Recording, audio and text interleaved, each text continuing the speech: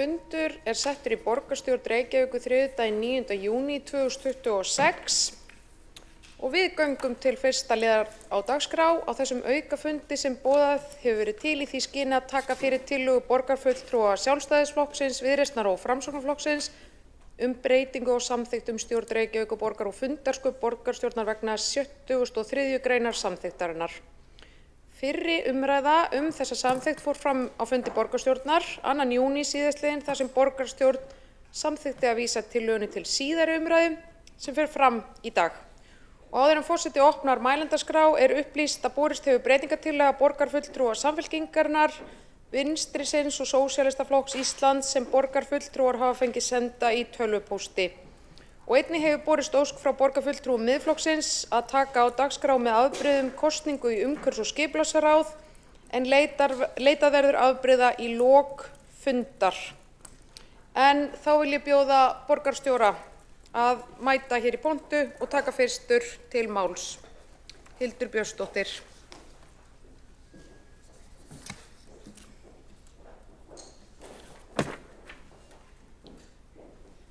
Forseti ágæta borgarstjórn, við hefjum nú síðari umræðu fyrirliggjandi breytingar á samþykktum stjórn Reykjavíkurborgar og fundarsköp borgarstjórnar og samsvarandi breytingar eins og fram kom við fyrri umræðu þá fela þessar samþykktabreytingar í sér að lagt niður stafrænt ráð og verkefni þess fara undir borgarráð.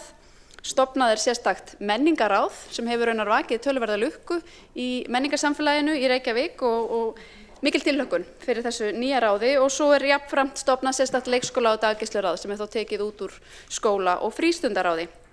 Jafnframt hér opnað á það að varamenn eða varaborgarfulltrúar geti tekið sæti í fastanefndum.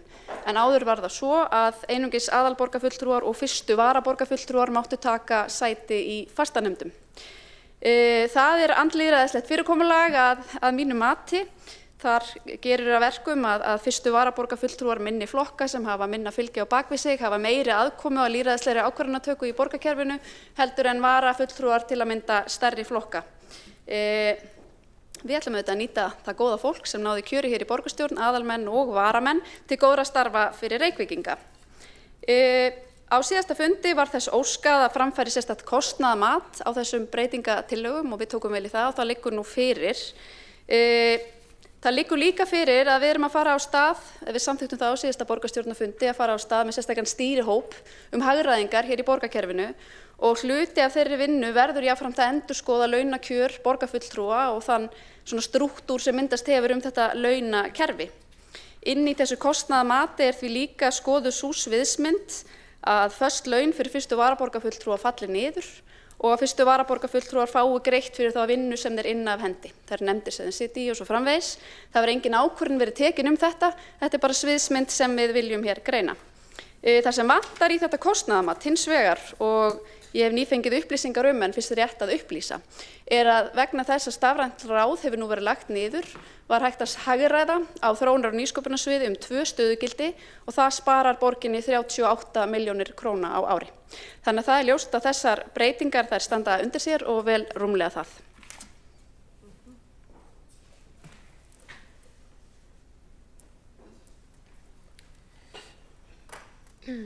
Já, þá hefur borgarstjóri Hildur Björnsdóttir lokið máli sínu og Sanna Magdalena Mörtudóttir borgarfulltrúi hefur óskað eftir, eða bara næst á mælendaskrá. Gjörðu svo vel, Sanna. Forseti og borgarstjórn og allt sem að fylgjast með. Það svona, myndi ég segja, jákvæðir og líka kannski mögulega einhverjum svona neikvæðir þættir við þessar samþykkta breytingar. Ég held að sé mjög jákvætt að við séum að opna á það að sé að fá fleiri fulltrúa inn til þess að sinna þessum störfum. Oft getur þetta verið mikil vinna og mikilvægt að fólk svona hafi tíma til þess að setja sig vel inn í þessi mál, en að sama skapi að þá svona sér maður að þetta gæti opnað á það að í fagráðum borgarinnar sitji þá eingöngu varaborgarfulltrúar og fulltrúar sem eiga þá ekki sæti í borgarstjórn. Við erum ekki að sjá mikla tilhneigingu til þess hjá Sjálfstæðisflokknum, Viðreisn og Framsókn, En þessi samþykkta breyting, hún í rauninni þá opnar á þann veruleika að við gætum þá verið með fulltrúar sem eru þá ekki borgarfulltrúar sem að fullmanni þessi ráð sem að gæti þá haft áhrif á umræðuna hér í borgarstjórnarsalnum. Af því að eins og þið vitið og þá eru sem sagt fundagerðir fagráða lagðar fram á borgarstjórnarfundum og þá kemur oft einhver svona umræða þannig að formenn hafa oft verið til svara fyrir ýmis mál sem hafa átt sér stað í fagráðunum eins og velferðarráði, skóla- og frístundaráði og svo framvegis og það hafa líka oft komið kannski spurningar frá einhverjum borgarfulltrúum sem hafa verið að velta ýmsu fyrir sér sem hefur átt sér stað inn í þessum ráðum og þá hefur gefið svona tækifæri til að ræða það. Þannig maður auðvitað velti fyrir sér hvað áhrif þetta myndi hafa eins og núna þá erum við með mannréttindaráð þar sem að ef ég man rétt að þá engin fulltrúi úr meirihlutanum sem borgarfulltrúi. Þannig leið og kemur eitthvað hinga til umræðu sem að tengist mannréttindaráði að því sem fór fram þar að þá í rauninni engin til svara eða til þess að útskýra hvað það sem að fór fram á þessum fundi eða hvernig máli fór og svona geta útskýrt nánar og það hefur oft verið mjög gott að hafa þessa formenn fagráða í borgarstjórn af því þá oft hægt að bara upplýsa mál og koma í veg fyrir misskilning og leysa hlutina fljótt og auðveldlega en svo þetta höfum við heyrt ýmislegt að það hljóta að leggja niður mannréttindaráð, mannréttindaskrifstofu en það hefur ekkert komið opinberlega út það þannig að kannski þetta ráð ekki að fara að taka til starfa þið getur bara leiðrétt mig ef það rangt. En þetta dálítið svona að þú veist, þetta hefur alveg áhrif á umræðuna og þó að kannski þessi meirihluti sé ekki að fara að hugsa þannig að flestir fulltrúar þeirra séu sem sagt varaborgarfulltrúar, þá vissulega samt opnar þetta á það og alveg eðlilegt að sé manneskjan sem fari fyrir málinu sé kjörin borgarfulltrúi og við séum svona forgangsraða borgarfulltrúum til þess að taka ábyrgð í þessum málaflokkum og þannig að þessi breytingartillaga svona fer inn á það. Já.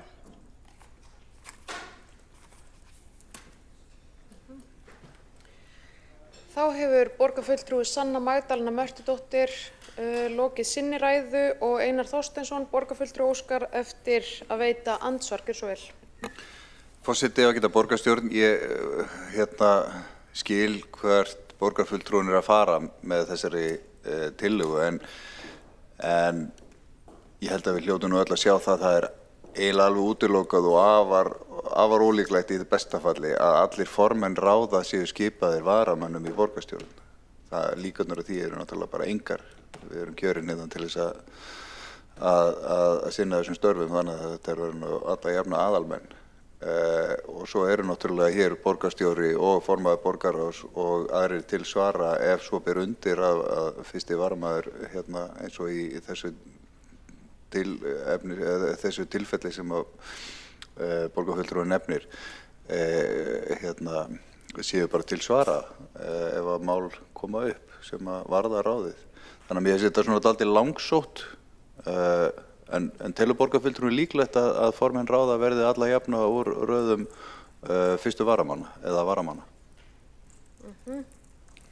Þá hefur borgarfulltrúi Einar Þorsteinsson lokið við að svara andsvari og veiti þá andsvar öðru sinni Sanna Magdalena Mörtudóttir, gjörðu svo vel.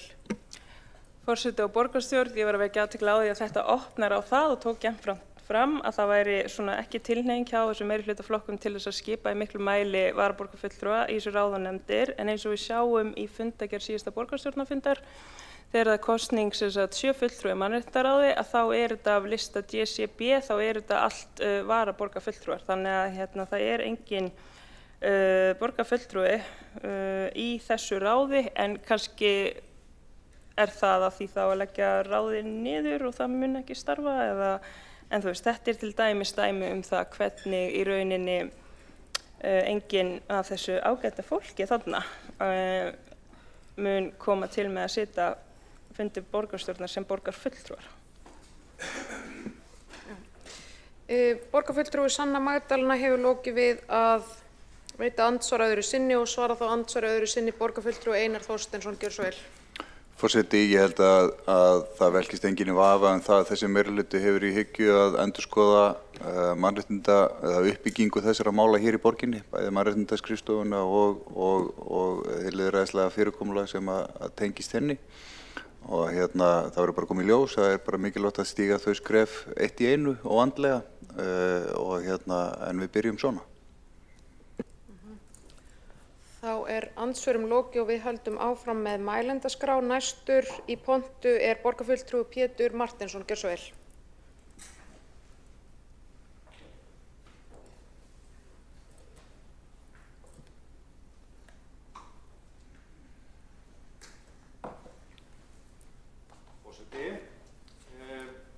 Við fögnum því að hafa fengið þessa kostnaðargreiningu við tillögu meirihlutans frá því í síðustu viku.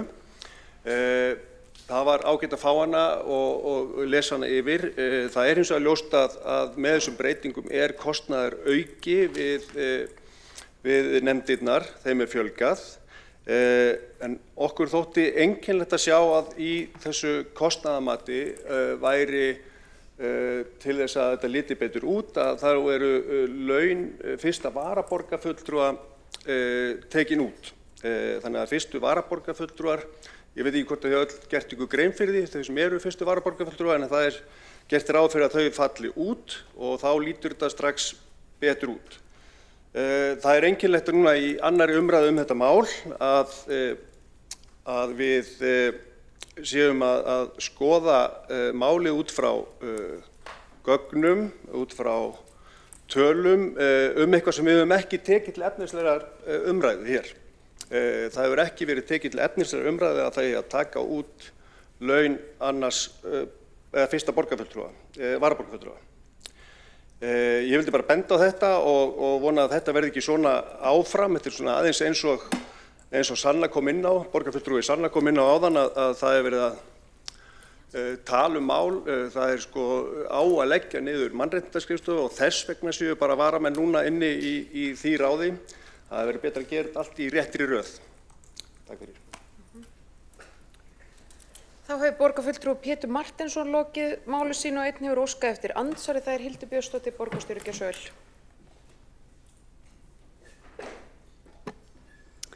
Forseti, ágæta borgarstjórn, ég þakka fyrir athugasemdirnar. Það kom fram hér hjá okkur við fyrri umræðu að það stendur til hjá nýjum meirihluta að fara ofan í saumana á launakerfi borgarfulltrúa. Við viljum að launin endurspegli betur það vinnuálag sem fólk er undir, að álagsgreiðslur og laun endurspegli raunverulegt álag á vinnu borgarfulltrúa. Einn liður í því eru þetta greiðslur fyrir fyrstu varaborgarfulltrúa. Við erum ekkert að boða sérstaklega að þær verði felldar út, en það eru þetta mjög sérkennilegt og andlýðræðislegt og felur í sér töluverðan lýðræðishalla að litlir flokkar sem hafa kannski einn varaborgarfulltrúa fái viðkomandi hér á launaskrá, en stærri flokkar með 9 varaborgarfulltrúa, get nefnt dæmi einn slíkan flokk, fá jafnframt bara að nýta einn af sínum fulltrúum, þrátt fyrir að fulltrúarnir sem þar á eftir koma hafi mjög sterkara lýðræðislegt umboð. Þannig að hér er bara verið að teikna upp sviðsmyndir þar sem við könnum leiðir til þess og munum í framhaldinu í nýjum stýrihópum hagræðingaraðgerðir, kanna hvernig við getum látið laun borgarfulltrúa endurspegla betur raunverulegt vinnuálag og hvernig við getum leiðrétt þennan lýðræðishalla. Svo vil ég bara leiðrétta það er rangt að þetta feli í sér kostnaðarauka eins og ég kom inn á í minni fyrri ræðu, þá felur niðurlagning stafræns ráðs í sér töluvert hagræði, en við fækkun 2 stöðugilda sparast 38 milljónir króna á ársgrundvelli. Hildur Björnsdóttir, borgarstjóri, hefur lokið við að veita andsvar og einn borgarfulltrúi hefur óskað eftir að veita... Já. Við höldum þá áfram með mælendaskrá og næst er upp í pontu Líf Magnúsdóttir, borgarfulltrúi. Gjörðu svo vel.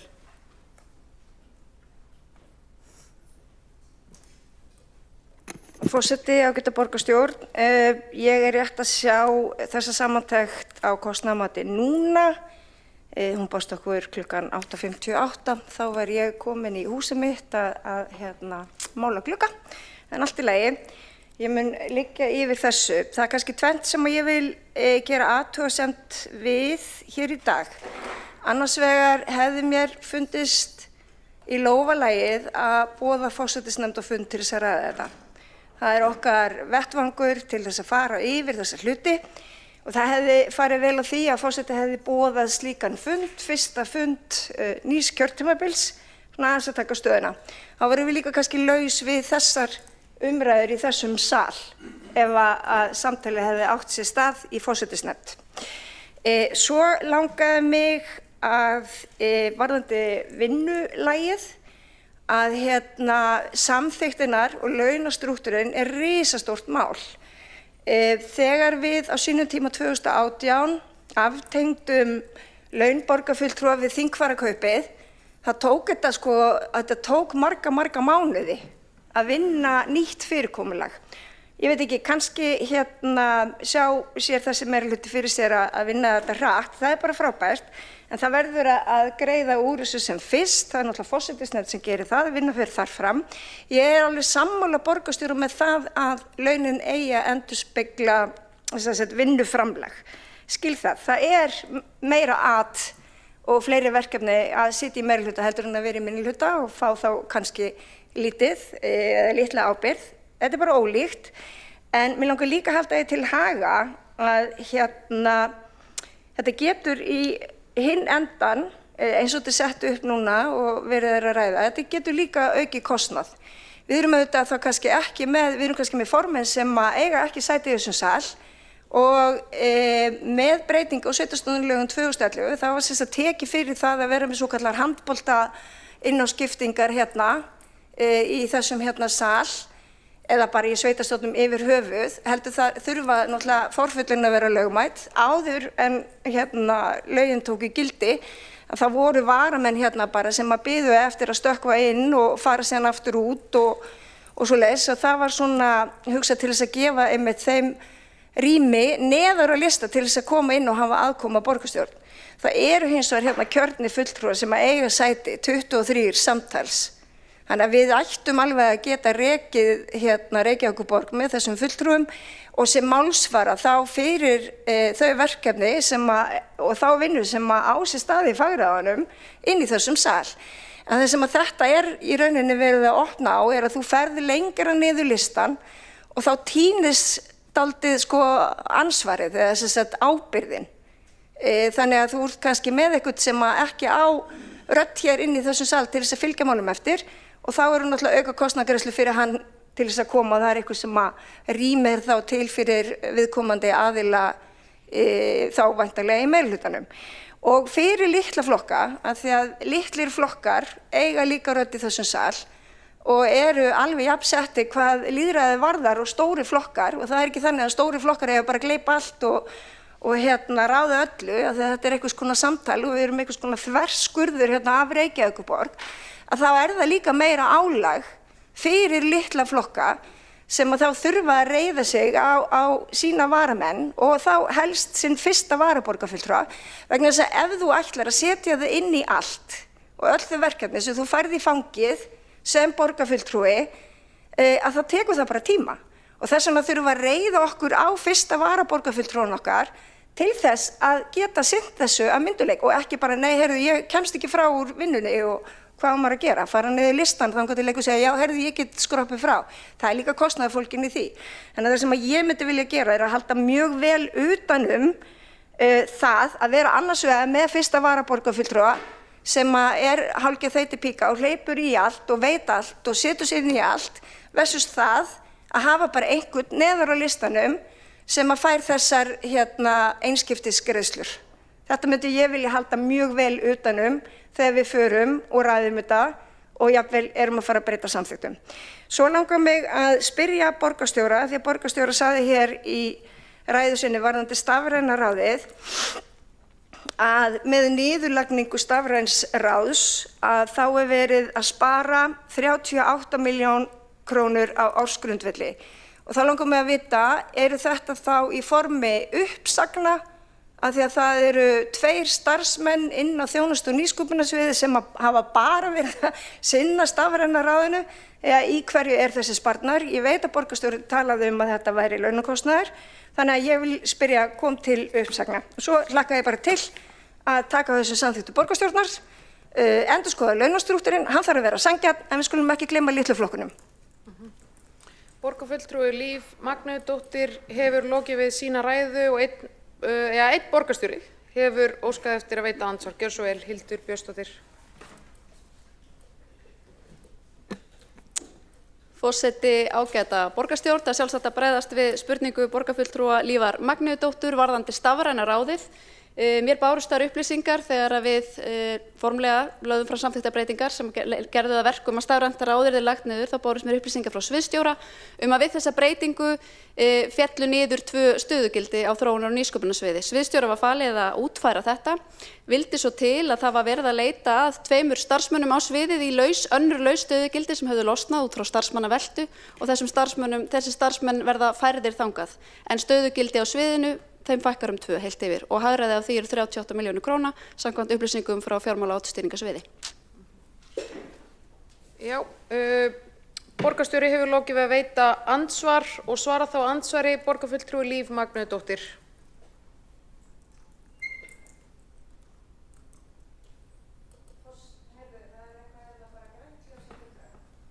Þannig komið þetta. Forseti, mér telst þá svo til að þrátt fyrir það að þjónustu- og nýsköpunarsvið hafi til einhvern veginn í sínu mengi ráð til þess að ráða þessa 2 en ætla ekki að gera það er ekki beinharði peninga þá núna. Þetta eru bara peningar sem að sparast. Þetta eru ekki útgjöld, heldur þetta á einhverjum ársgrundvilli að þú ert ekki að ráða þá í þessi stöðugildi.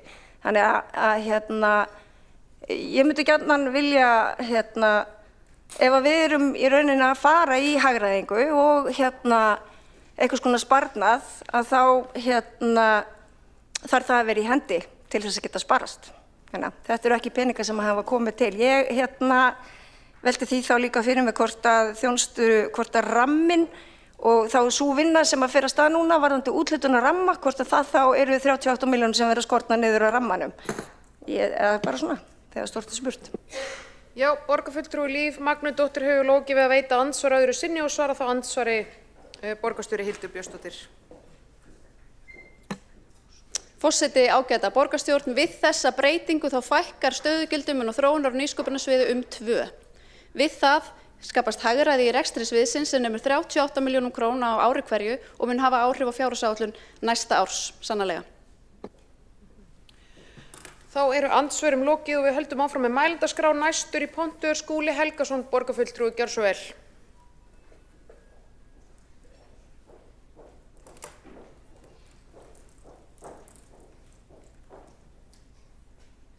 Forseti, ágæta borgarstjórn. Það er sjálfsagt að breyta og sérstaklega ef að breytingarnar þjóna vel skilgreindum markmiðum bætta stjórnsýslu eða þjónustu við borgarbúa.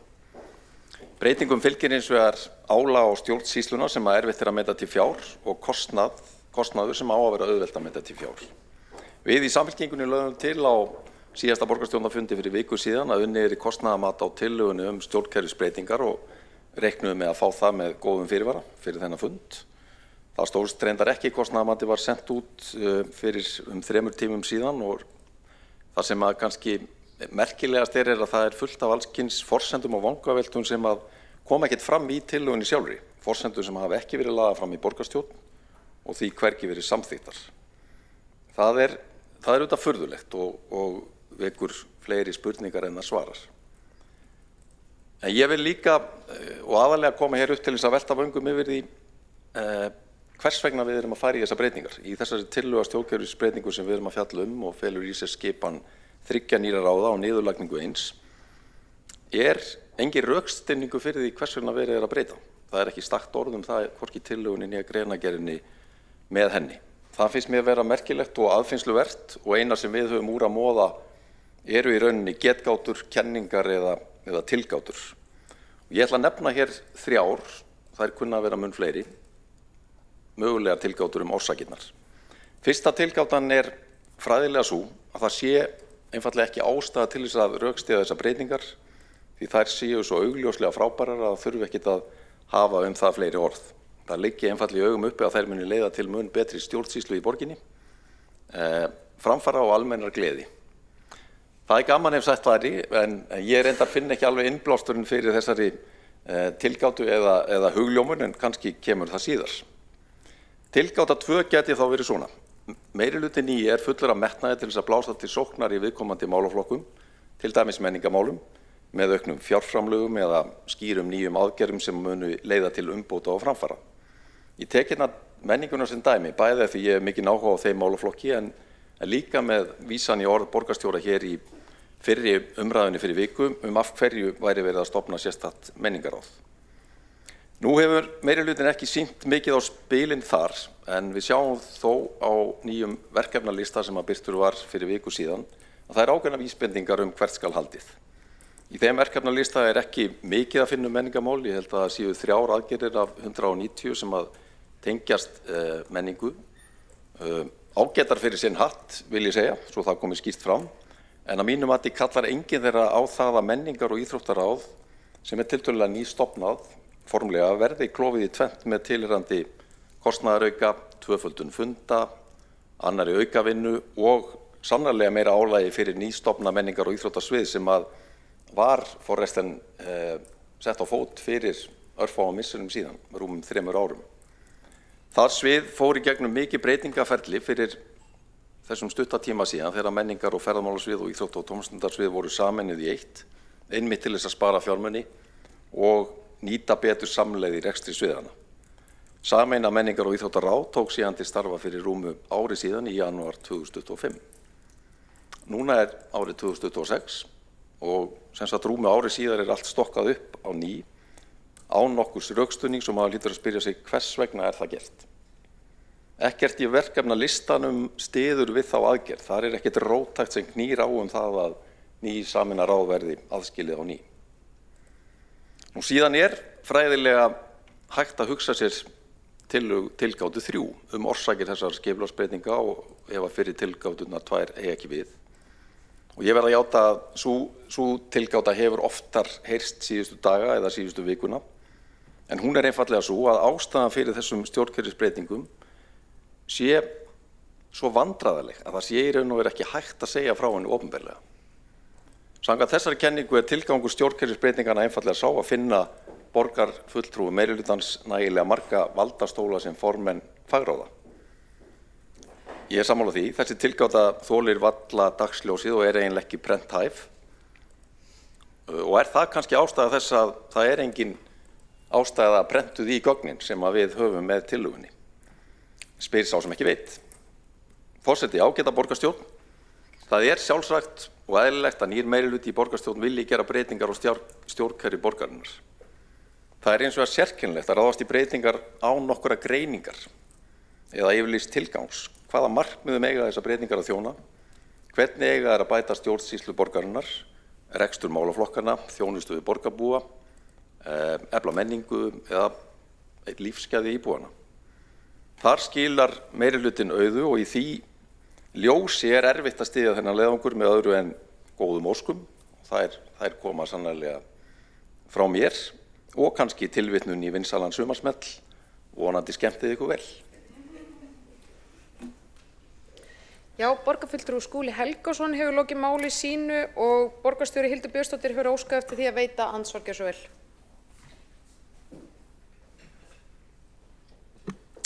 Forseti, ágæta borgarstjórn, ég sé að það er líf og fjör í minnihlutanum og fólk með nægan tíma á sínum höndum til þess að fara í skapandi hugsanir og gróa á leiti, jafnvel komið með sæti við borðið. Ég skal bara skýra þetta aftur eins og gert var við fyrri umræðu. Hér erum við að nýta fjármuni með þeim hætti sem við teljum best. Við höfum lagt áherslu á það að draga á sóun og færa fjármuni í þá málaflokka sem okkur þykja skipta mestu máli. Okkur finnst menningin hafa setið á hakanum í gamla ráðinu og viljum leggja sérstaka áherslu á menninguna og ætlum að blása til sóknar að gera Reykjavíkurborg að menningarborg á heimsmælikvarða. Við leggjum líka sérstaka áherslu á leikskóla og daggæslumálin. Hér í meirihlutanum er margt fólk sem að lifir og hræðist í þeim veruleika í dag. Við erum foreldrar ungra barna og við ætlum okkur að ná árangri í þessum málaflokki. Þannig við setjum hann sérstaklega á kortið. Við teljum okkur líka geta létt verulega á fundasötum með því að draga málaflokkin út úr þungu skóla- og frístundaráði sem því miður hefur ekki náð nægilega miklum árangri undir forystu Samfylkingar í langan tíma í leikskóla- og daggæslumálum. Nú er tíma mínum lokið. Þá hefur borgarstjóri lokið við að veita andsvar og þá svarar andsvari borgarfulltrúi Skúli Helgason. Já, forseti ágæta borgarstjórn, ég bara þakka borgarstjóra fyrir þessi orð og þau eru bara hjálpleg. Mitt innlegg gekk aðal út á það að það sé mjög skrítið þegar við erum að ráðast í umfangsmiklar stjórnkerfisbreytingar að við séum ekkert að rökstyðja það í gögnum málsins sem að við erum auðvitað viljum vinna okkar málflutning út frá og ég sakna þess ennþá að heyra ekki betri útlistun á því af hverju við erum til dæmis að stofna nýtt menningaráð. Hér talar borgarstjóri það að sá málaflokkur hafi ekki fengið nægilega vigt á undanförnum árum. Ég er hjartanlega ósammála því. Við höfum þvert á móti einmitt auki framlög til menningarmála í borginni undanfarin ár, sérstaklega í gegnum það að styrkja sjálfstæða geiran, sjálfstæða listamenn og hópa sem eru algjörlega nauðsynlegir upp á að við séum með kraumandi menningarlíf í borginni. Og þar höfum við hækkað framlögin í menningarsjóð eða pottin okkar þrívegis bara á síðasta kjörtímabili eftir langvarandi rýrnun þar á undan. Borgarfulltrúi Skúli Helgason hefur lokið við að veita andsvar öðru sinni og svara þá andsvari öðru sinni borgarstjóri Hildur Björnsdóttir. Forseti ágæta borgarstjórn, ég get nú ekki tekið undir með borgarfulltrúa Skúla Helgasyni að þessar nefndabreitingar feli í sér umfangsmiklar stjórnkerfisbreytingar eins og hann segir í sífellu. Hér ekki verið að breyta fyrirkomulagi sviða eða stjórnkerfinu sjálfu, við erum að breyta henni pólitíska umhverfi, við erum að setja hugðarefni okkar á dagskrá, við ætlum okkur að ná meiri árangri með menninguna í borginni og ég get nú bara sagt ykkur það vegna þess að borgarfulltrúi Skúli Helgason telur að sameina ráð hafi náð miklum árangri fyrir menninguna í Reykjavík. Ef þið bara upplifðuð viðbrögðin frá menningarsamfélaginu í Reykjavík við því að stofnað hafi verið sérstakt menningaráð, þá mynduð þið sjá og skilja að menningin upplifir að hún hafi verið undir í samkeppni við íþróttirnar í sameinuðu ráði. Við ætlum að setja menninguna á kortið, við ætlum að ná árangri í leikskóla og daggæslumálum og við sjáum enga ástæðu til að hér sé starfrækt sérstakt stafrænt ráð. Það getur heyrt undir borgarráð, af því hlýst mikið hagræði sem við getum notað í þá málaflokka sem skipta okkur mestu máli. Þá andsvörum lokið og við höldum áfram með mælendaskrá. Næst í pontu Silja Sóley Birgisdóttir, borgarfulltrúi, gjörðu svo vel.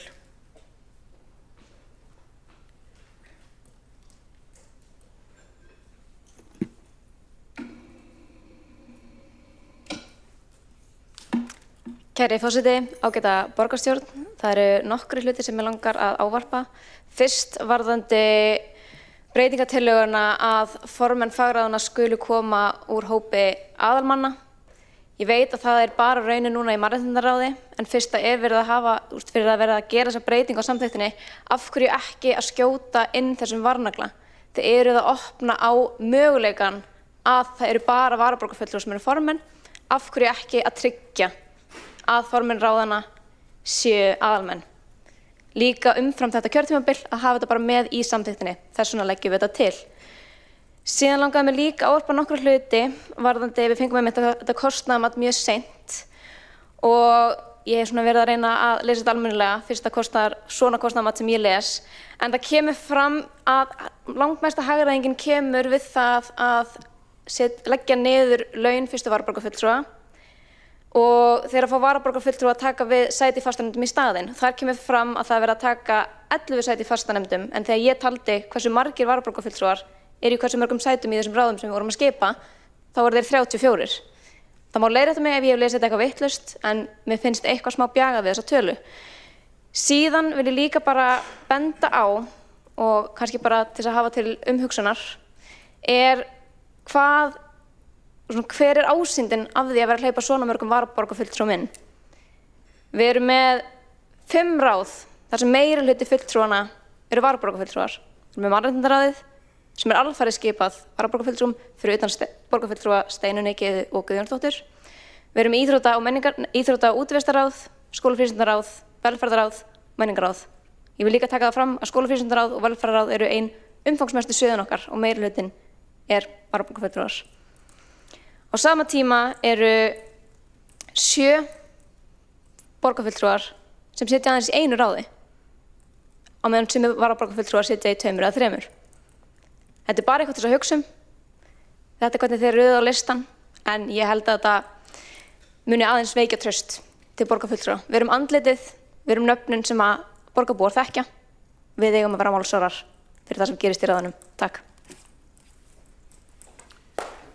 Silja Sóley borgarfulltrúi hefur lokið við sína ræðu og næst á mælendaskrá er Sanna Magdalena Mörtudóttir, borgarfulltrúi, gjörðu svo vel.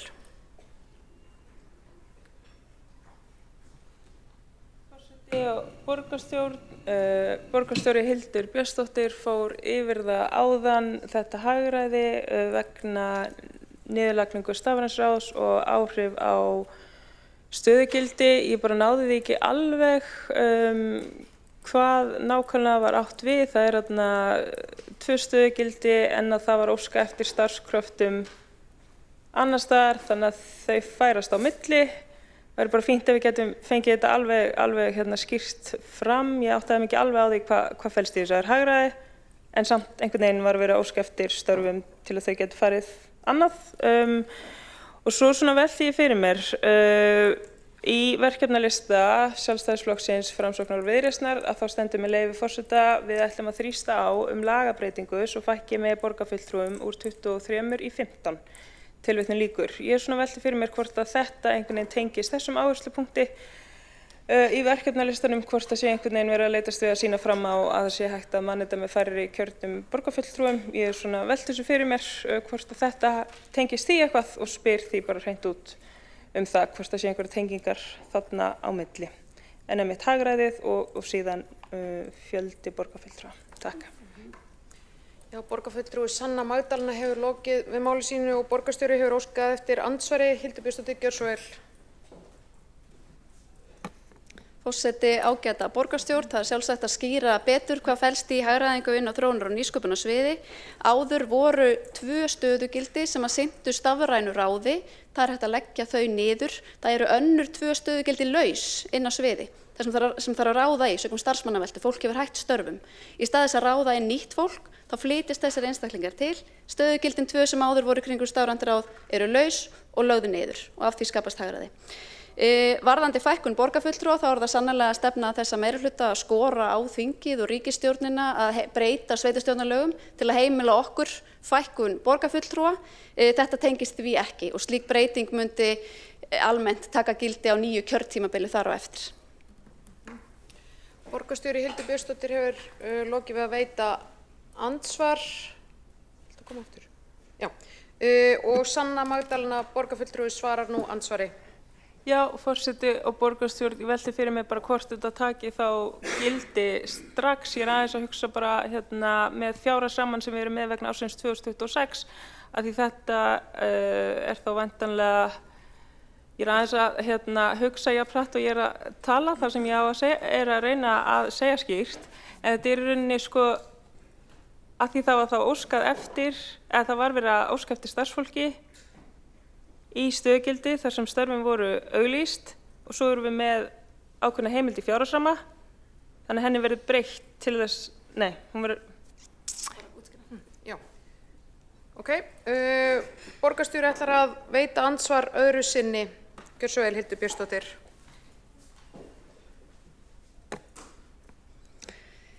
Forseti, ágæta borgarstjórn, á sviðinu voru starfandi einstaklingar sem hættu störfum, stöðugildi þeirra eru auð. Tilstend stóð að auglýsa í þessi stöðugildi. Í ljósi þess að önnur 2 stöðugildi sem að fylgja stafrænu ráði falla nú niður, þá eru einstaklingar, við skulum kalla þau Jón og Gunnu, þau starfa ekki lengur við stafrænt ráð. Það eru þá 2 möguleikar uppi, að segja þeim upp störfum eða bjóða þeim þessi 2 stöðugildi sem standa auð, sem að þau sannarlega hafa hæfileikana og getuna og reynsluna og þekkinguna til að sinna. Og sviðsstjóra var gefin heimild til þess að meta þetta og mér skilst að það hafi orðið ofan á, að þessir einstaklingar sem áður störfuðu við stafrænt ráð fari inn í þessi lausu stöðugildi, hin 2 stöðugildin falla niður. Heildaráhrifin eru fækkun stöðugilda á þróunar- og nýsköpunarsviði 2. Já, andsvörum er þá lokið og við höldum áfram. Næsta á mælendaskrá er borgarfulltrúi Ragnhildur Alda Vilhjálmsdóttir. Gjörðu svo vel.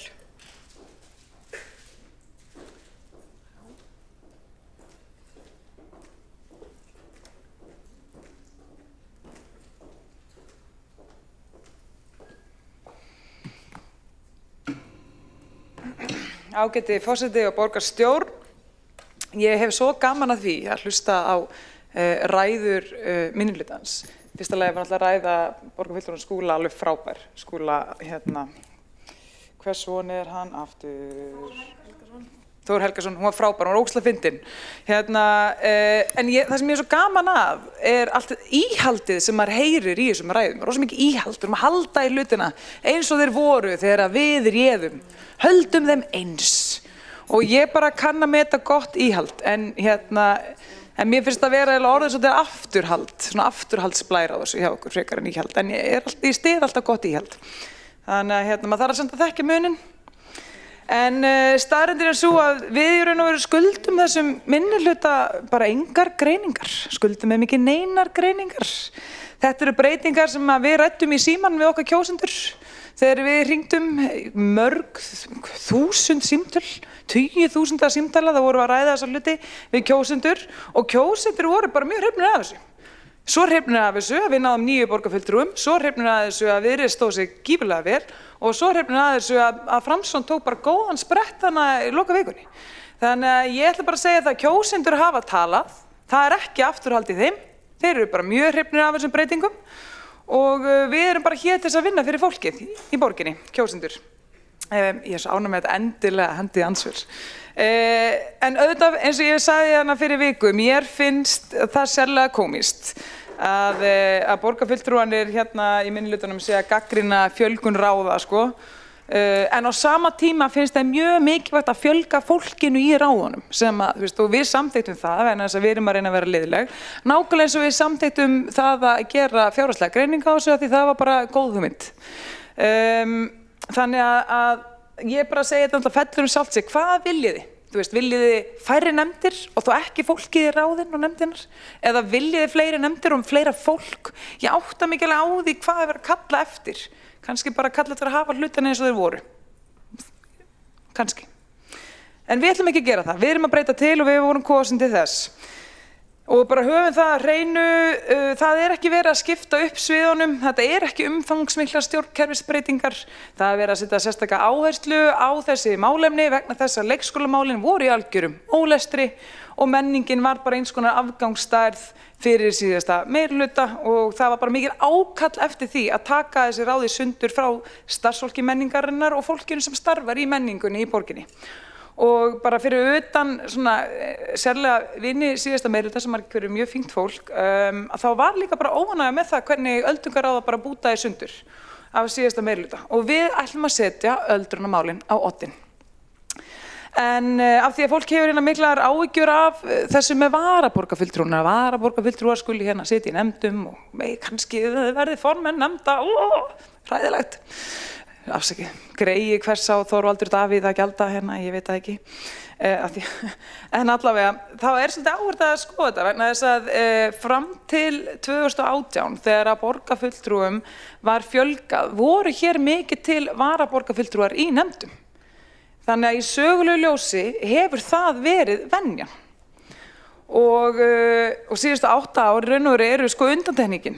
Þannig að það er ekkert sem að bendir endilega til þess að þetta fyrirkomulag sem tíðkast hefur síðustu 8 ár hafi leitt af sér meiri árangur fyrir íbúa. Það var ekki gerðin greining á því. Ekki þegar menn gátu ráðið og gert greiningar, þá var ekki kallað eftir greiningum.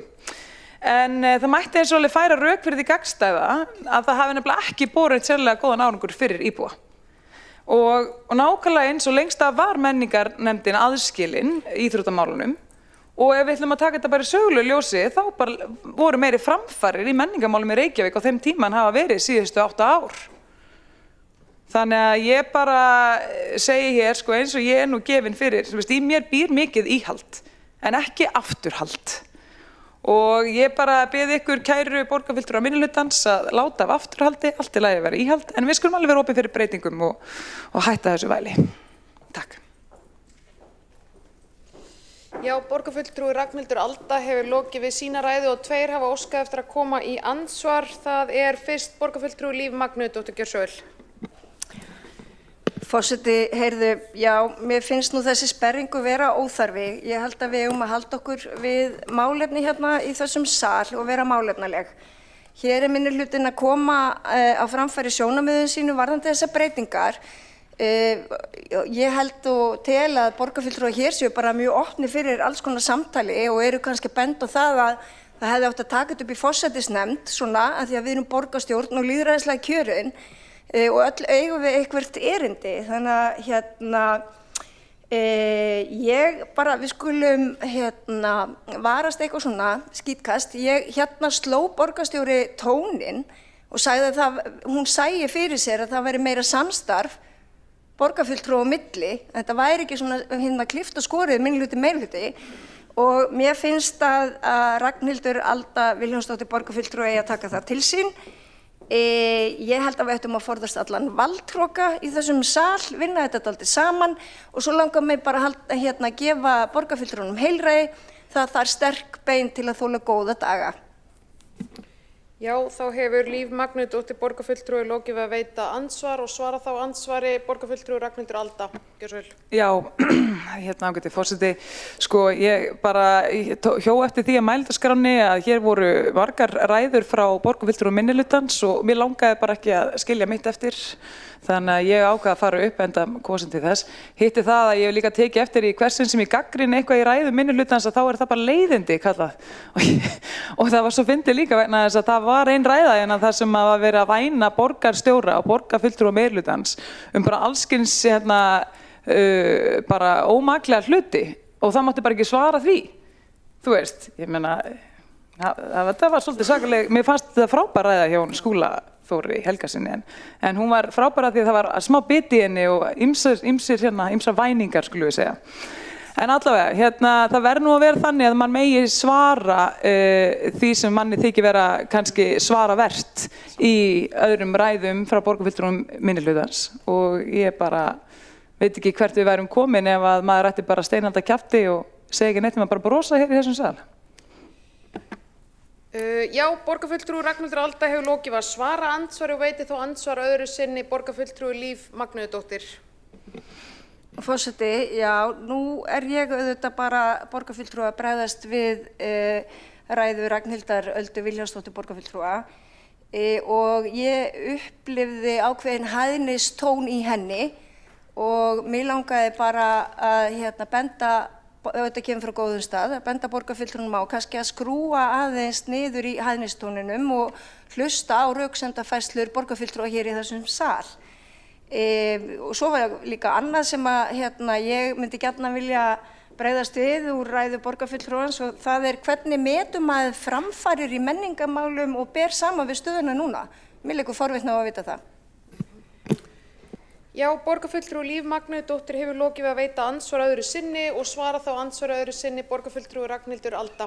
Gjörðu svo vel. Já, ágæti forseti, ég náttúrulega get ekki stjórna fyrir upplifun fólks af ræðum mínum og þótt að það minn ekki ætlun að vera með einhverja hæðni en þá ég þetta afskaplega fyndin og það náttúrulega mikil baggi að bera að vera fyndin, sko.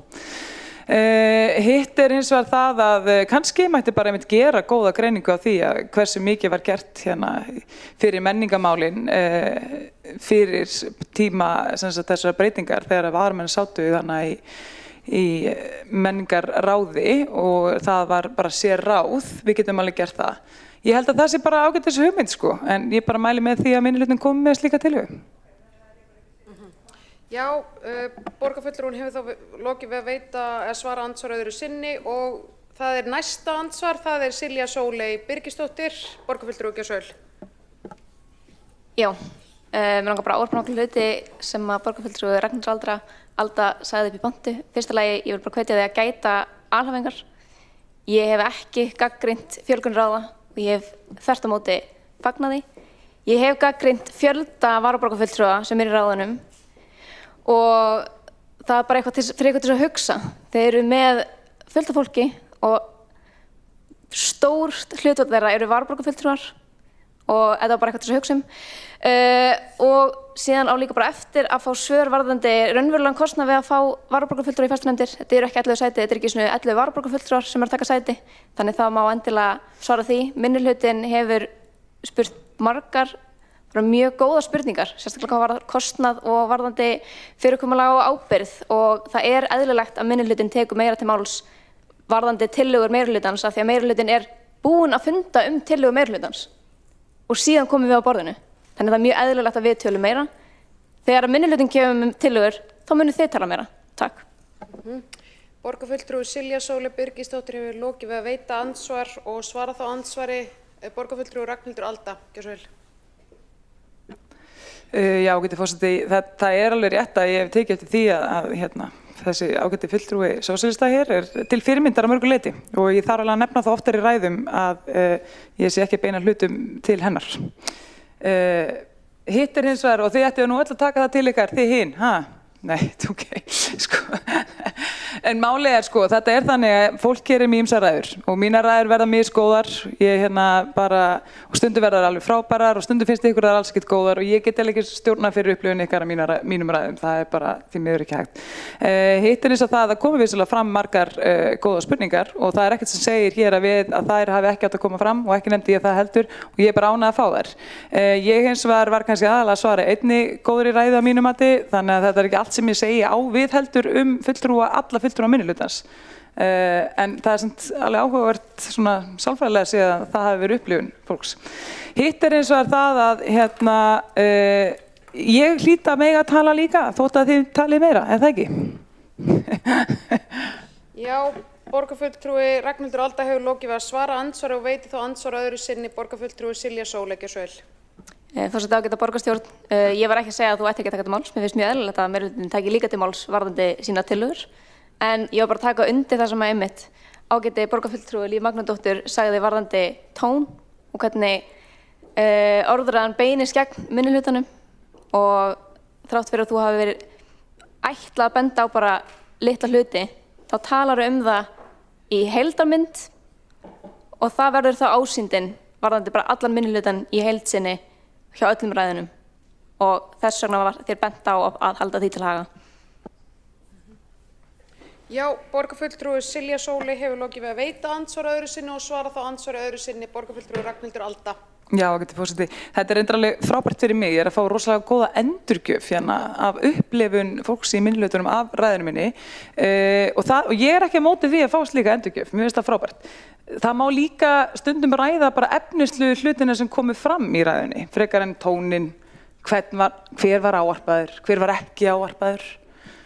Núna ég til þess aftur með tón en það ekkert illa meint sko, ég bara svolítið svona. En ég endilega hvet ykkur sem flest að koma með endurgjöf, ég kann virkilega vel að meta og líka kannski á til ræða efnisintök ræðunar. Það ekki verra sko. Þá andsvörum lokið og við höldum áfram með mælendaskrá og næstur í pontu borgarfulltrúi Stein Ólaf Romslú. Gjörðu svo vel.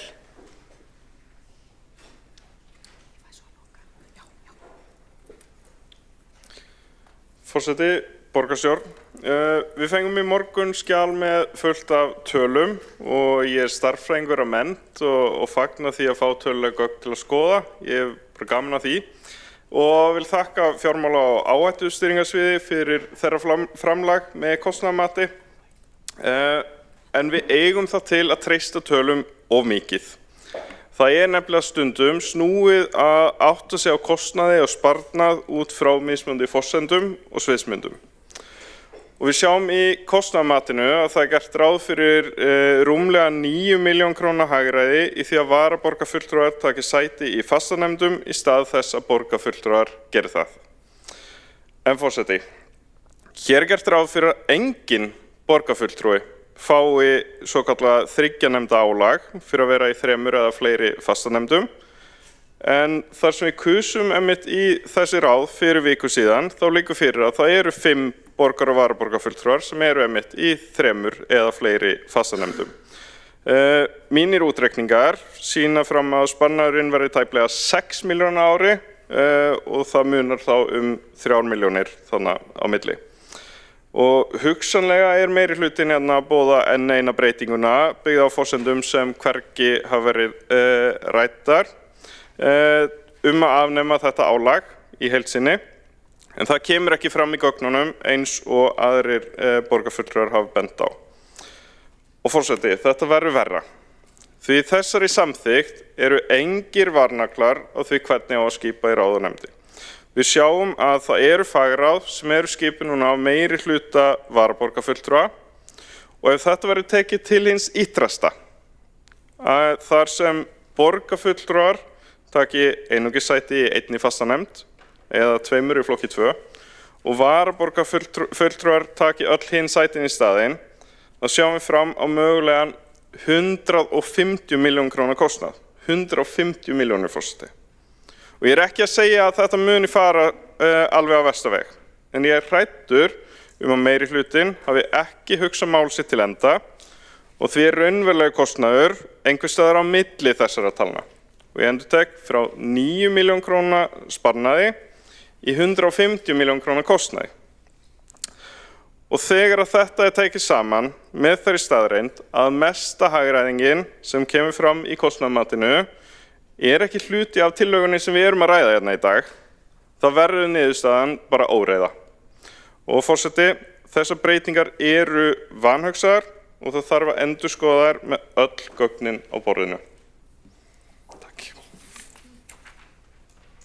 Já, borgarfulltrúi Steinunn Rómslú hefur lokið sinni ræðu og við höldum áfram með mælendaskrá og næst hér upp í pontu Heiða Björg Hilmisdóttir, borgarfulltrúi, gjörðu svo vel.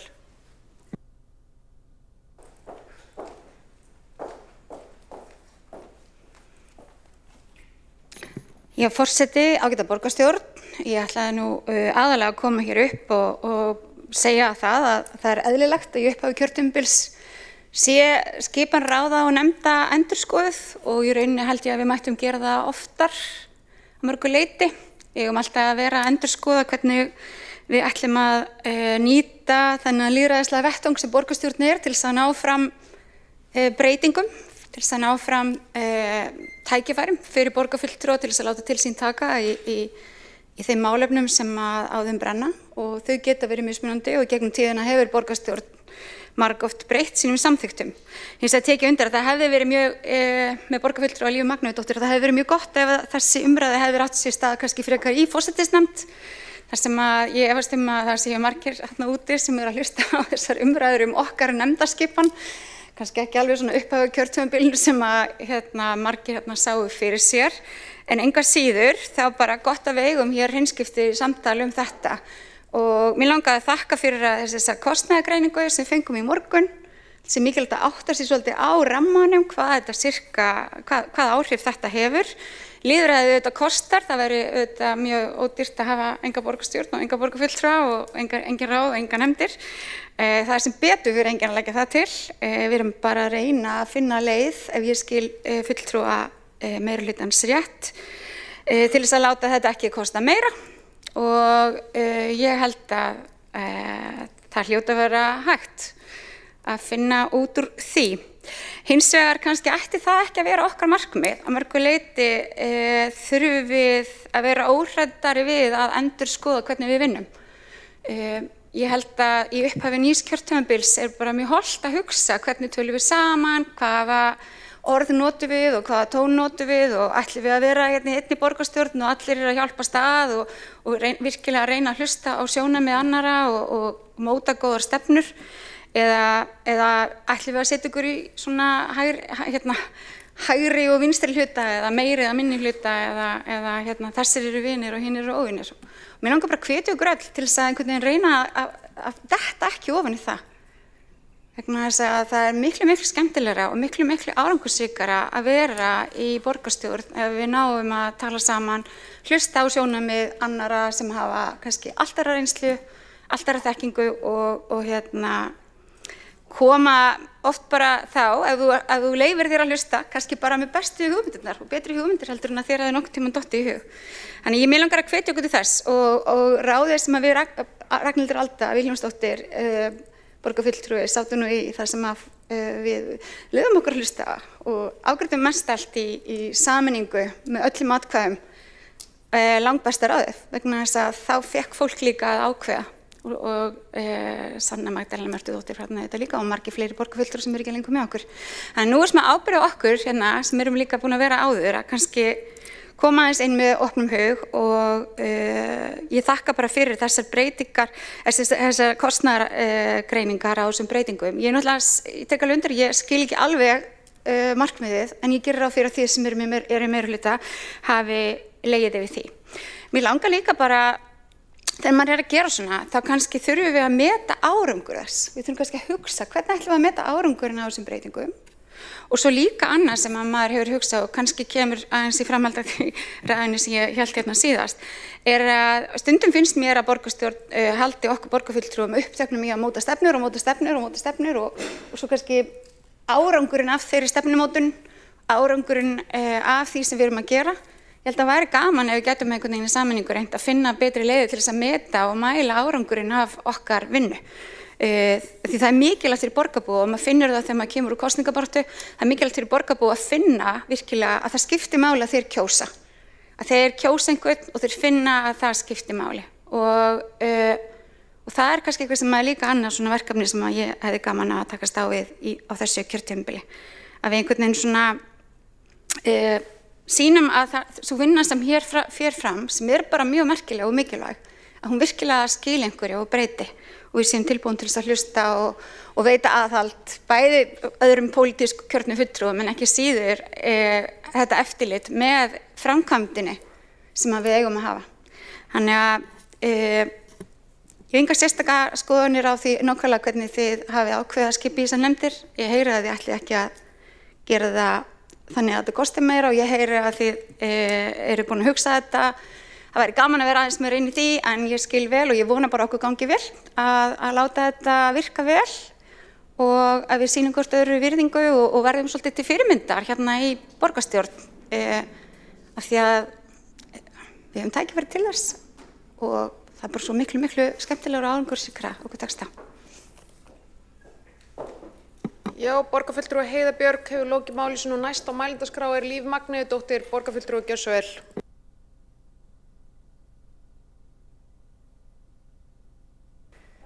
Forseti, já, formalismi, uppáhalds viðfangsefni mitt. Nei, djók.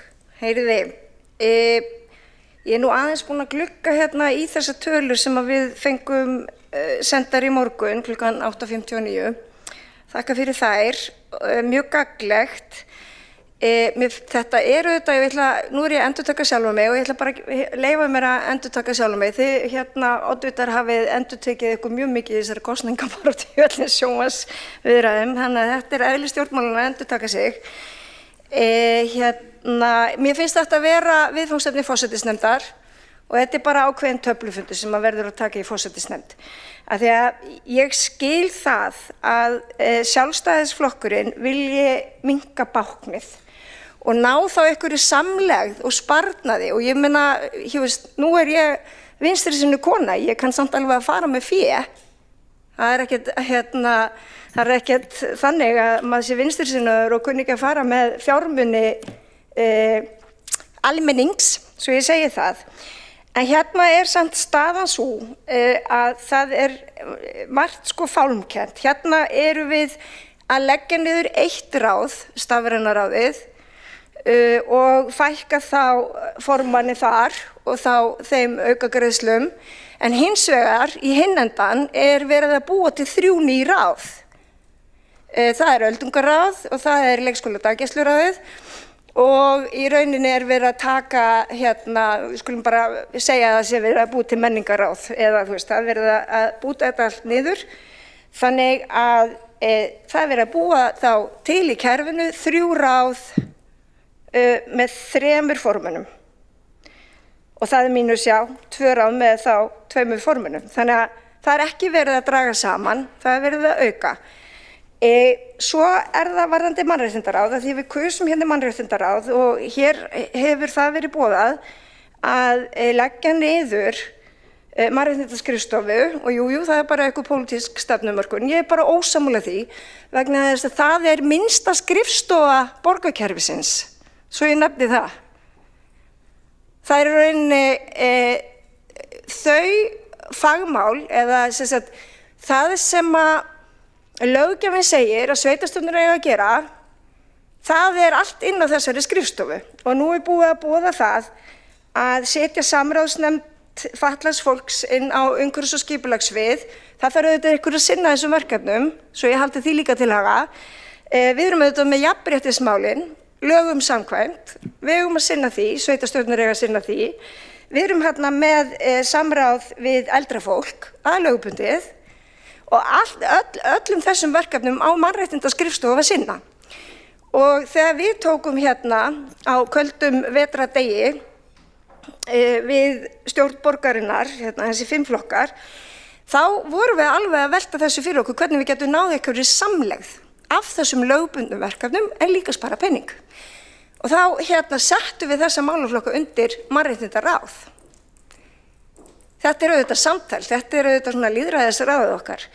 Þannig að hér hefur ekki heldur, sko, bara til þess að halda því til haga, að þó þú leggir eitthvað niður, þá fara verkefnin ekki og þau kosta. Það þarf ykkur að sinna þeim, það þarf ykkur að halda utan þessu verkefni, þannig að sparnarum við það verður kannski ekki, ég hef ekki sinna tölur sparnarum við það.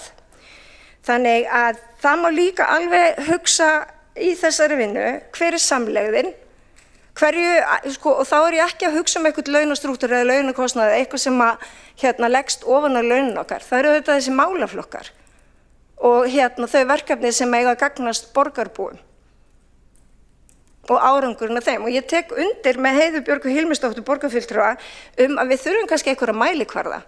Að það hér var Ragnhildur Alda Vilhjálmsdóttir í ræðustól borgarfulltrúi að tala þann gríðarlega árangur í menningamálum þegar við vorum með menningaráð eitt og sér.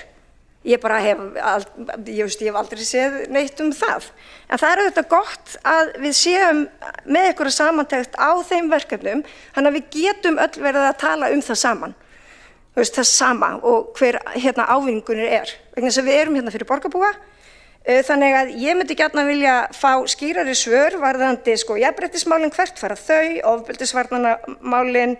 Við vitum að það búið að búa til heilt nýtt ráð fyrir eldra fólk og samráð við það, en svo verður samráðsnefnd fatlaðs fólk einhvern veginn potað inn í uskið. Það þarf auðvitað einhver að sinna öllu þessu og það kostnaður sem hlýst af því. Borgarfulltrúi Líf Magnúsdóttir hefur lokið sínu máli og næstur á mælendaskrá Brynjar Níelsson, borgarfulltrúi Gjörsöl.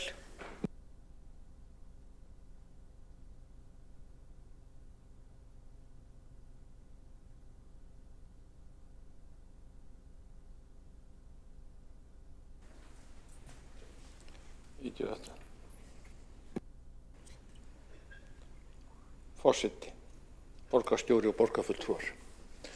Þetta búið að vera athyglisverðar umræður og ég held að séu bara ágætar.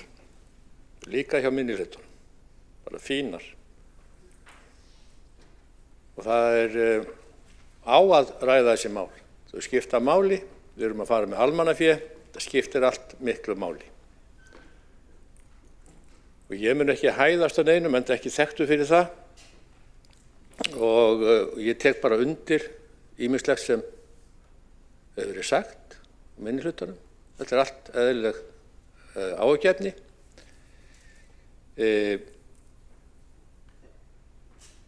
Mér finnst að vísu umræðan kannski full mikil. Þetta eru minniháttarbreytingar. Gefur ekki alveg tilefni til þess að vera með svona mikla umræðu. Þetta allt komið fram, við þekkjum þessi sjónarmið. En það eitt af því að nú misti ég Líf frá mér, sem vinstri og kann að fara með peninga, sem líka talsverð nýmæli. En þetta samt mikilvægt að taka þessa umræðu. Ég bara ánægður með þessa umræðu. En það eitt varðandi sem ég vildi fjalla ræðu Lífar, var það að það auðvitað rétt að við þurfum öll að virða réttindi sem eru hér stjórnarskrárbundin, eins og jafnrétti og annað. Það þarf ekki sérstakt ráð fyrir það. Við erum öll bundin að því, í sama hvað nefnd við erum, sama hvað fagráð við erum, að taka tillit til þeirra réttinda sem fólk hefur. Það alveg óþarfi að búa til sérstakt ráð að mínu viti, eða nefnd, sem einhvern veginn þvert yfir allt. Það í raun og veru ekki hlutverk sem slíkt, heldur þurfum við bara öll að fara að lögum, sem ég held að sé bara afar mikilvægt fyrir okkur öll að hugsa það alltaf, í öllum okkar störfum, að fara eftir lögum og ekki síst réttindum fólks, sama hvað við erum að gera. Takk fyrir umræðuna. Já, borgarfulltrúi Brynjar Níelsson hefur lokið máli sínu og næst á mælendaskrá og síðasti er borgarstjóri Hildur Björnsdóttir. Gjörðu svo vel.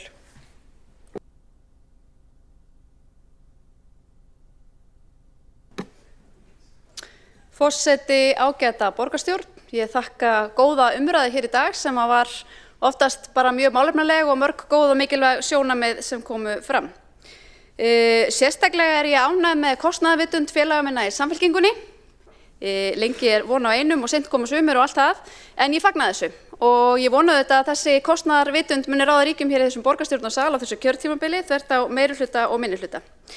Talandi kostnaðarmat, þá vil ég kannski upplýsa það líka þegar við köllum eftir þessu kostnaðarmati sem liggur hér fyrir fundinum, eftir fund borgarstjórnar fyrir viku síðan, að þá kom það fram hjá öllum þeim sem þurftu að standa þessu mati að það væri hálfgerður ómöguleiki að koma með fullkomið mat á áhrifum breytingana vegna þess að það er margt sem er erfitt að meta sem getur hreyft nálina í kostnaði við rekstur nefnda á kjörtímabili eins og innköllun varamanna og annað slíkt og það er eitthvað sem þarf að taka til skoðunar. Hvernig eru varasæti í nefndum skipuð? Eru þau skipuð aðalmönnum í borgarstjórn sem fá ekki sérstaklega greitt fyrir sínar innkomur eða eru þau skipuð varaborgarfulltrúum? Ýmislegt svona getur hreyft nálina í rekstri í nefndakerfinu.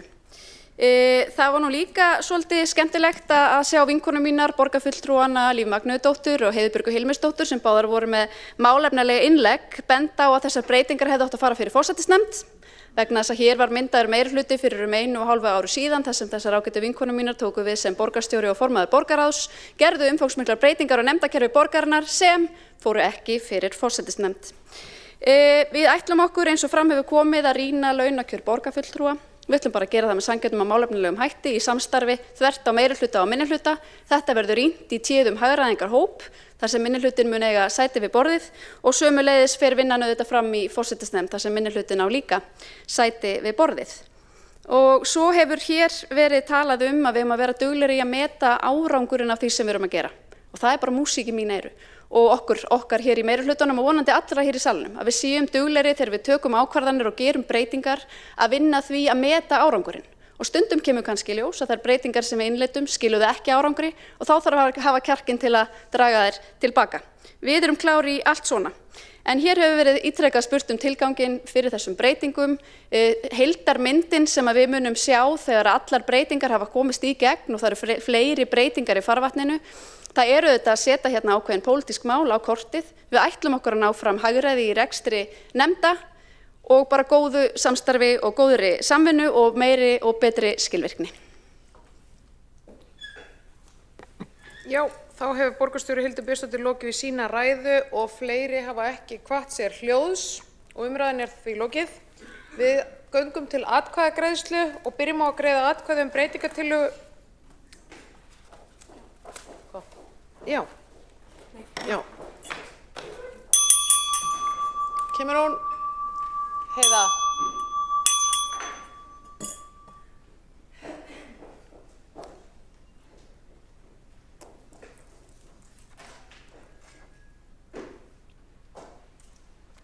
Já, þurfa ekki allir að vera. Ok.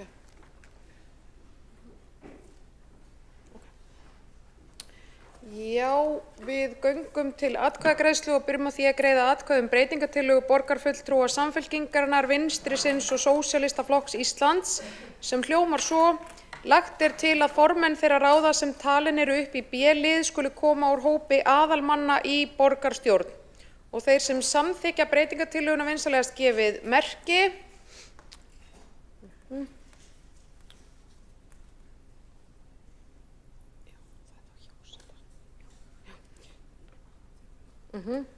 Og þeir sem á móti kunna vera.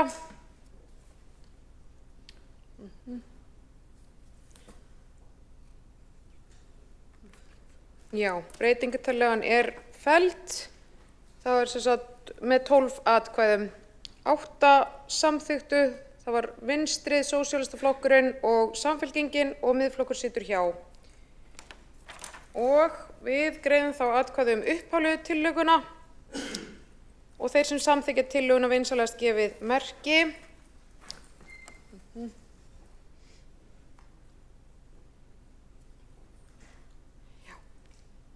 Og þeir sem á móti kunna vera. Já. og þar með er tillagan samþykkt með 15 atkvæðum meirihlutans og svo Miðflokksins. Og það var setið hér hjá, það var Sósíalistaflokkurinn, Vinstrið og Samfylkingin situr hjá. Og borist hefur ósk frá borgarfulltrúum Miðflokksins að taka kosningu í umhverfis- og skipulagsráð á dagskrá með afbrigðum. Og þeir sem samþykkja að taka kosninguna á dagskrá vinsamlegast gefið merki. Já, og hún er einróma samþykkt. Og þar er lagt til að Ari Edvald taki sæti í umhverfis- og skipulagsráði í stað Páls Edvalds. Einnig er lagt til að Lárus Blöndal Sigurðsson taki sæti varamanns í ráðinu í stað Ara. Og þetta skoðast samþykkt ef enginn hreyfir andmælum.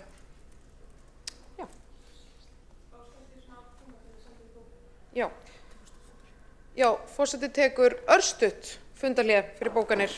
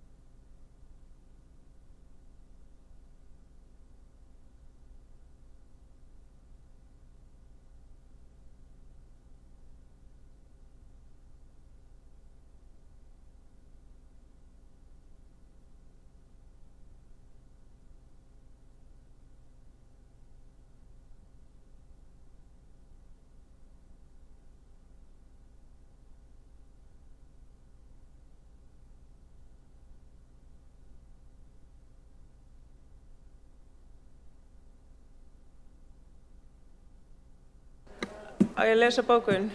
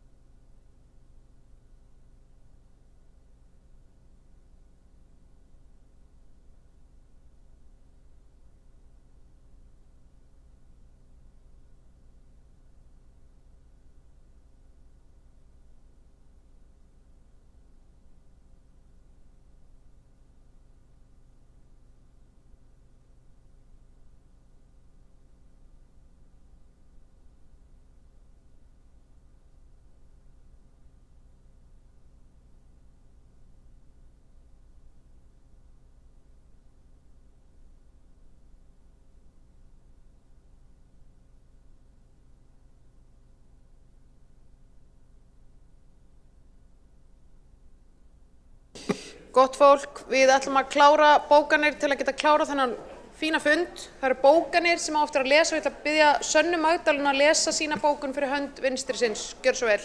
Og hljóð í salnum. Með umræddum samþykkta breytingum opnað aðkomu fulltrúa neðar á lista sem ekki hafa hlotið kjör sem borgarfulltrúar eða varaborgarfulltrúar sem aðalfulltrúa í fagráðum. Slíkt getur haft jákvæð og neikvæð áhrif og sérstaklega umræði borgarstjórn ef formenn fagráða og fulltrúar þeirra sitja ekki í borgarstjórn. Borgarfulltrúar vinstrisins telja eðlilegt hefði verið að ræða þessa veigamiklu breytingu í forsætisnefnd sem fjallar tillögur að breytingum á samþykktum stjórn Reykjavíkurborgar. Já, og takk fyrir það og má ég biðja Einar Þorsteinsson að lesa bókun fyrir hönd meirihlutans.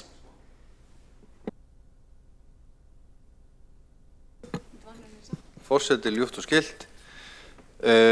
Borgarfulltrúar DCB leggja áherslu á aðhald í rekstri borgarinnar og munu ráðast í aðgerðir til þess að ná markmiðum sjálfbæran rekstur.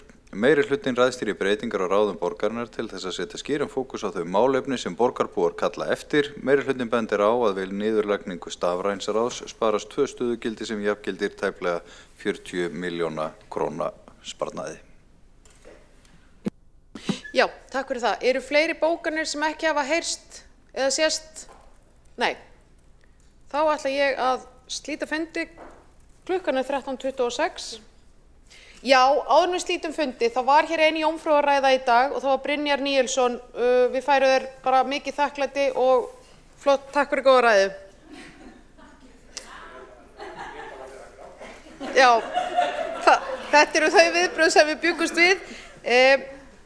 Þá fundi slitið og klukkan 13:26.